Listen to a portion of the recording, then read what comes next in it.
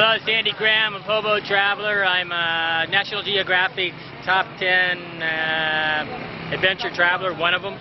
Nat Geo Adventure. There's different things. I want to show you 5 weapons that a traveler always has. And I want to warn you, you don't want to attack somebody, because if they come back and attack you back, it could be 10 times worse.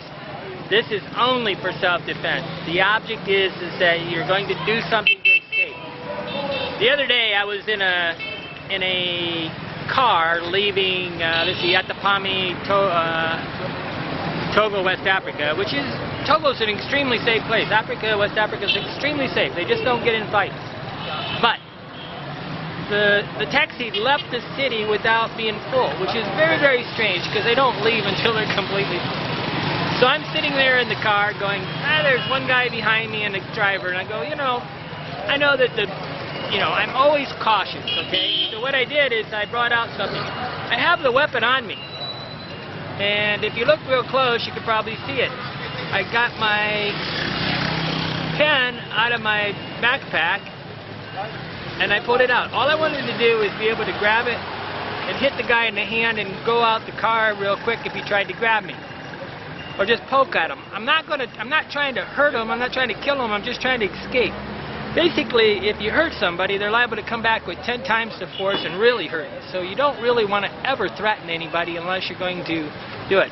But it's looking at it as self-defense. Okay, but I have 5 different weapons on me almost at all times by accident. And one of them is my backpack.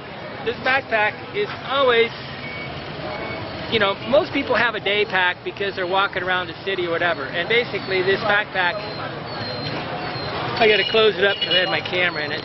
But it's on my back. Basically all I got to do is turn around and wing it like that, and I can hit it. I almost hit my camera. And you can hit it. I use it mostly on dogs. Okay. Second thing I have is, I got my pen, I got my backpack. Third thing I have a lot of times, but not always with me, is my umbrella. And if you see old people, a lot of times they have a walking stick. And that walking stick, or you see runners on the beach and they have a stick. They're beating dogs off. Most of my self-defense is against dogs. But if you have a long umbrella and you're really afraid, you can use an umbrella or a walking stick. Okay? Basically, they'll let you probably carry a cane onto a plane. All these things will probably go onto a plane.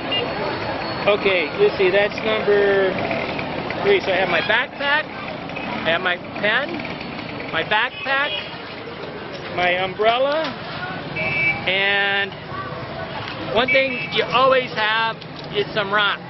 So what I do, if I really was feeling a little nervous, and maybe stick some rocks in this thing, in my sock, then do it.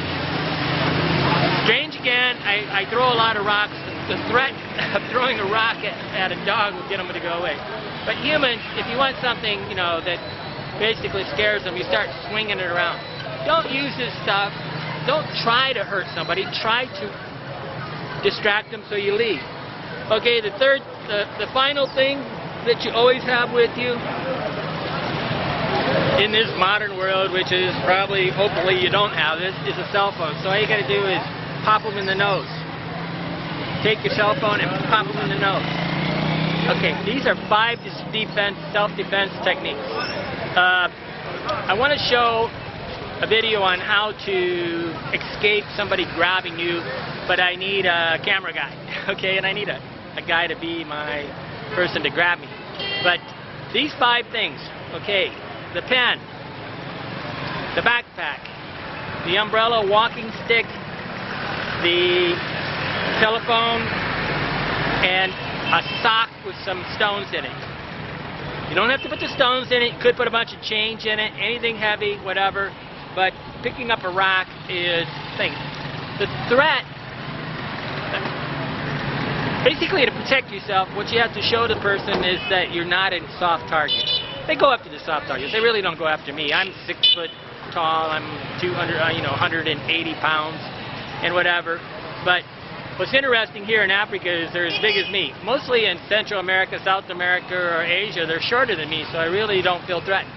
But self-defense is about knowing what's there. It's not about carrying a weapon to attack somebody. If you want to go get into a fight and you're carrying a weapon, you're asking to have somebody come back with a bigger weapon. Don't do that. Don't carry weapons, but always know that you do have some with you, with, you know, things. And sadly, or fortunately, I use them mostly on dogs. Okay, Andy Graham in Kara, Togo, West Africa, trying to show you the 5 weapons you always have with you as a traveler.